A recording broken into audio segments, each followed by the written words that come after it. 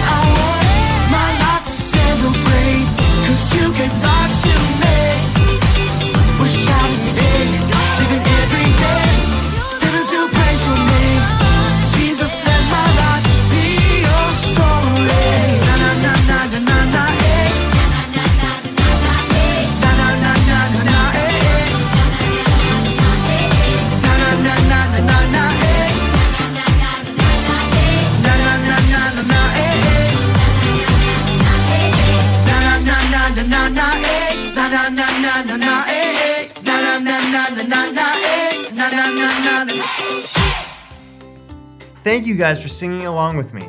I love that song because it reminds us that our life is a part of God's big story. All right, so I need some help. We've been talking about all these amazing things that Jesus did while he was on earth. The first week we talked about Jesus calming a storm.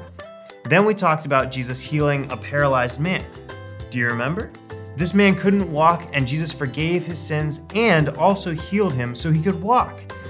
But I'm really having a hard time remembering what we learned about last week. I have 2 fish here, but what on earth do these have to do with our story from last week? Do you guys remember what it was about? Oh, how could I forget? Jesus used a little boy's lunch to feed a whole crowd of people. That is absolutely amazing.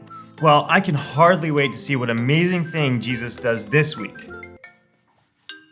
Oh, it's Miss Kylie. Hello? Mr. Derek, are you in the middle of the lesson? Have you started it yet? Well, we were kind of in the middle of it. Oh, perfect. I have the best video. You have to show it to the kids. Oh, all right. Do you guys want to watch a video? Let's watch it together.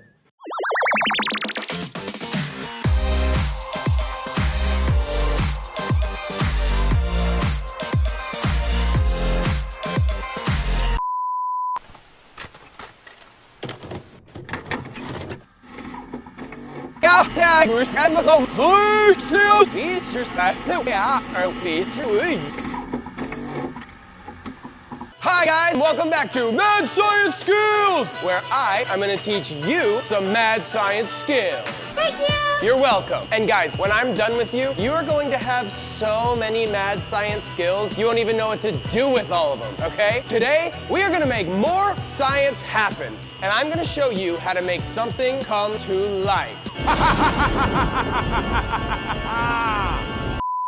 Okay, not really, but sort of. Today we're talking about new life. I wanted to help something else come to life, and I chose these apple seeds. Apple seeds! Because I'm hungry and I want to make an apple tree come to life with my mad science skill. So I got some water. Water! My seeds. Seeds! My dirt. Dirt! My sun. Sun!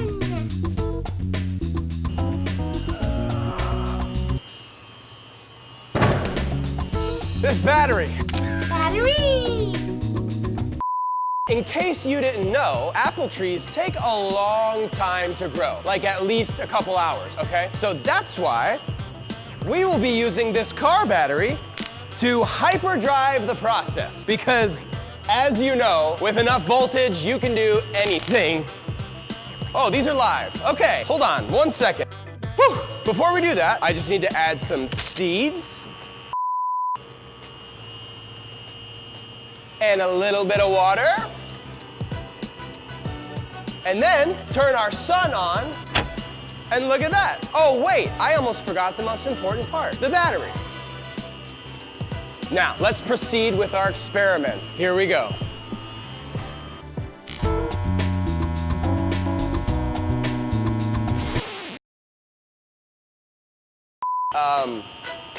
Okay, nothing happened, but not to worry. This is all part of the scientific process. The scientific process! Sometimes things don't go as exactly as you planned. Good thing I had a backup experiment in my back pocket. Ah!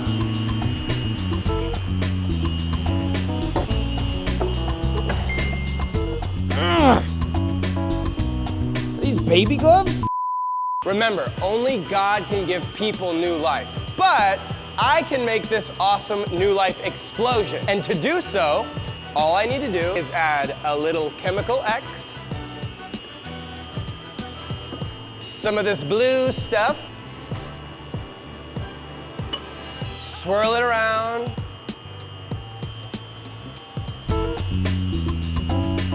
and now, the moment we've all been waiting for, the secret ingredient.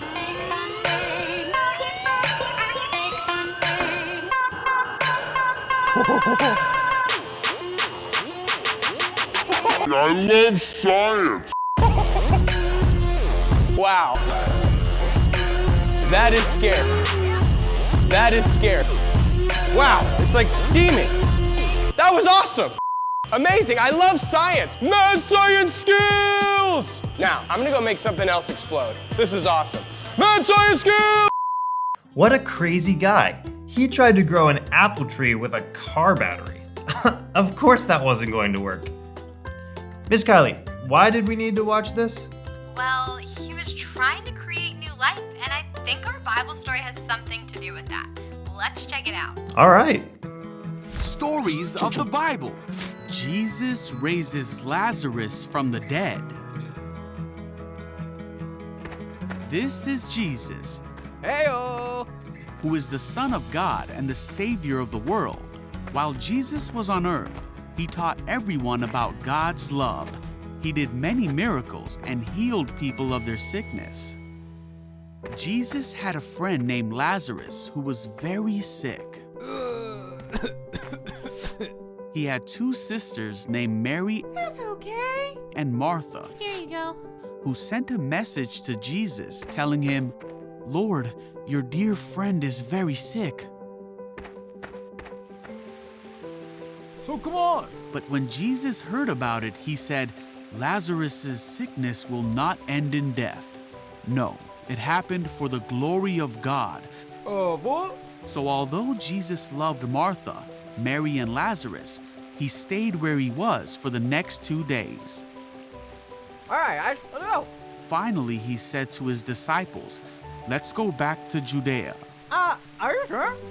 But his disciples did not think this was a good idea because the people in Judea had tried to kill Jesus. But Jesus told them they were going anyway. He said, "Our friend Lazarus has fallen asleep, but now I will go and wake him up." You'll be okay.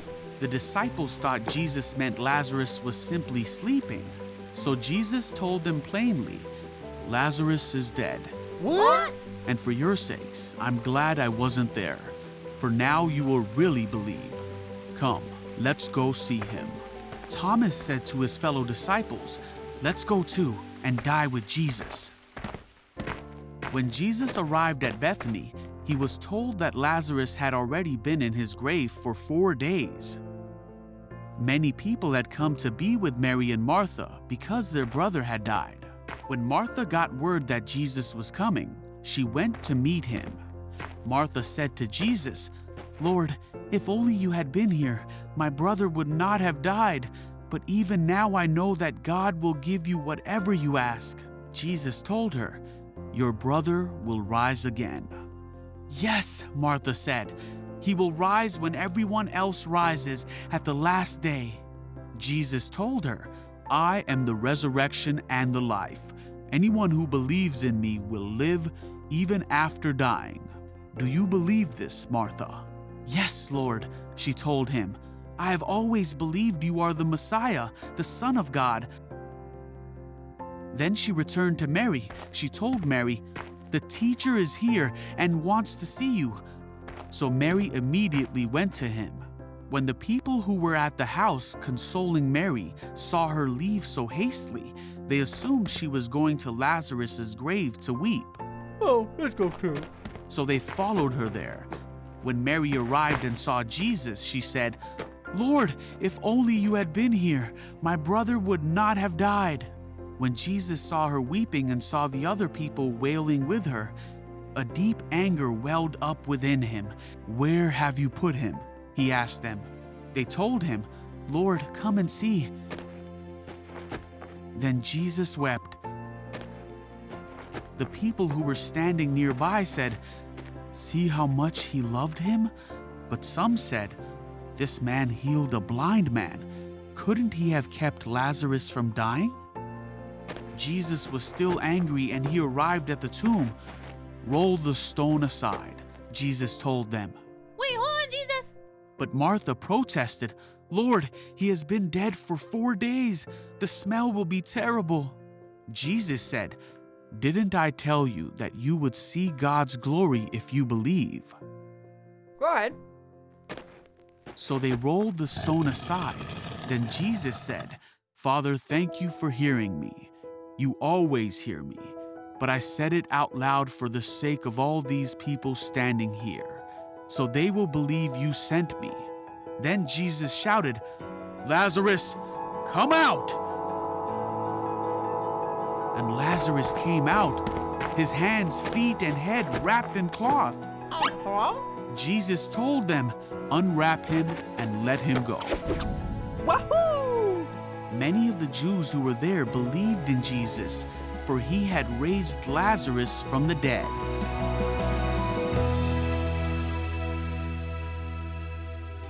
What? What an incredibly powerful God we serve. He is so powerful that even death has to obey him. This story really started out as a sad one. I thought that one of Jesus's good friends was going to die and Jesus wasn't going to be there. Well, actually, now that I think about it, why didn't Jesus go to his friend right away? He waited 2 days before going to see his friend, and at this point, Lazarus was already dead. In the story, Jesus actually tells his disciples that he was glad that he wasn't there before Lazarus died. Why didn't Jesus rush to Bethany, where Lazarus was, and heal him? There are so many stories of how Jesus healed people in the Bible. He could have absolutely gone right away and healed his friends. Well, let's think about this a little more. We have to remember that God's plan is always better than ours. Although it seems a little mean that Jesus was glad that he wasn't there, it really wasn't. Jesus already knew the plan and how in Lazarus' death, God was going to be glorified. So what was that amazing plan that Jesus knew about? Yes, Jesus was going to raise Lazarus from the dead, which is absolutely crazy. Lazarus was dead for how many days? Yes, 4. Let me just say that one more time. 4 days Lazarus was dead before Jesus got to him. Jesus said that Lazarus' death was for the glory of God, but what does that mean? How did Lazarus dying glorify God? Well, first of all, Jesus knew what the plan was and that the plan was not for Lazarus to stay dead. Later on in John 11, it tells us that because of Jesus raising Lazarus from the dead, many people believed in him. Because of this incredible miracle that Jesus performed, more people joined God's family. More people were willing to turn away from their sin and follow Jesus. Let's talk about glorifying God. Do you guys know what it meant when Jesus said he knew that Lazarus' death was going to lead to God's glory? And we are obviously not bringing people back to life like Jesus, so can we glorify God in our lives today? Absolutely we can. Actually, in the book of Colossians, it tells us that whatever we do, we should be glorifying God. But what does that look like for us today? Well, when we glorify God, we are a shining spotlight or flashlight on all the amazing things that God has done for us. We are showing people who God is and how powerful and kind and compassionate he is. So if this is what glorifying God is, what are some ways you can do that in your life? Well, like it says in Colossians, everything we do should glorify God. So the homework we have to do and the chores our mom and dad ask us to do, yeah, it all can be used to glorify God. Shine a light on Jesus so all the people around us can believe in him. Tell people all the amazing things that Jesus did in the Bible, but also all the amazing things that he has done in your life. Here are your discussion questions for this week. If you want, you can pause the video right now and take some time to talk through these questions with your parents or another family member. If not, don't worry. We'll put them up again at the end of the video so you can use them later. And now, let's sing another song together.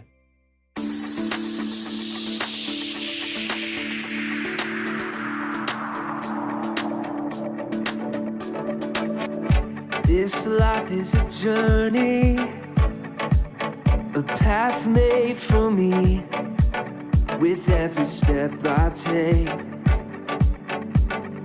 as I run this race, I'm becoming the person you call me to be. A child of God, a life redeemed. So I set my eyes on you, Jesus, I'm ready.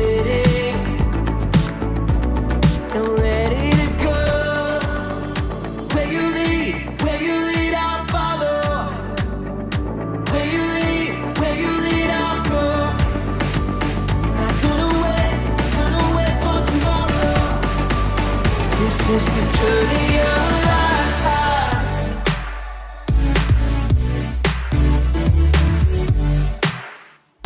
The journey of a lifetime.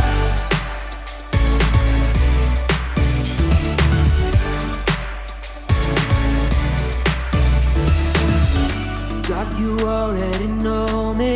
I wanna know you.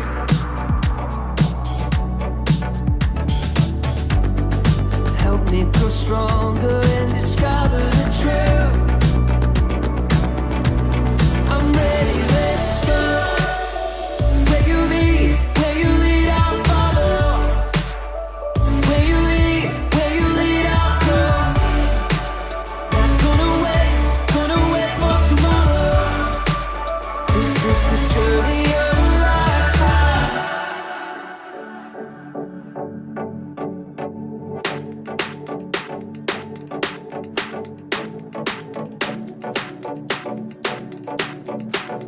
with every step I take.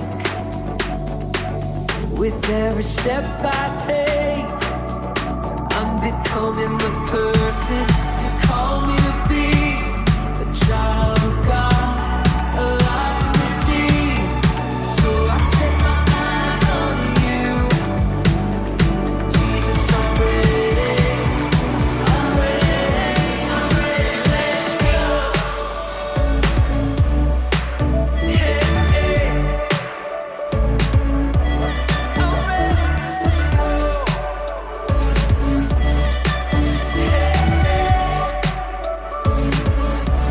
I'm ready. I'm ready.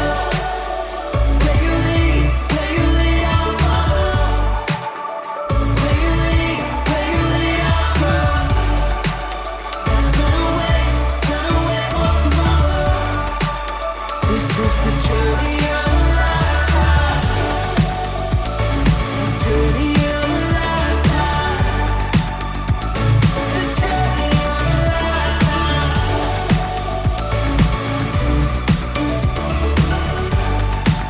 I'm on the journey of a lifetime. What a great lesson today. I had so much fun praising God and learning from His Word with you. Weren't Jesus' miracles amazing? I mean, Lazarus was actually dead. He wasn't sleeping, he wasn't in a coma, his life was actually over. But then Jesus decided to bring him back to life, to give him new life. That is mind-blowing. The reason Jesus performed miracles was to put God on display, to show him and his power to the world. So, crazy fact for you here, did you know that our lives are supposed to do the same exact thing? We were created to show God to the whole world. Wow, that's such a huge honor and a really important responsibility. So let's live our lives in a way that makes people see Jesus in us. Thank you for joining us this week, and we hope you'll join us next time here at Kids Church. See ya!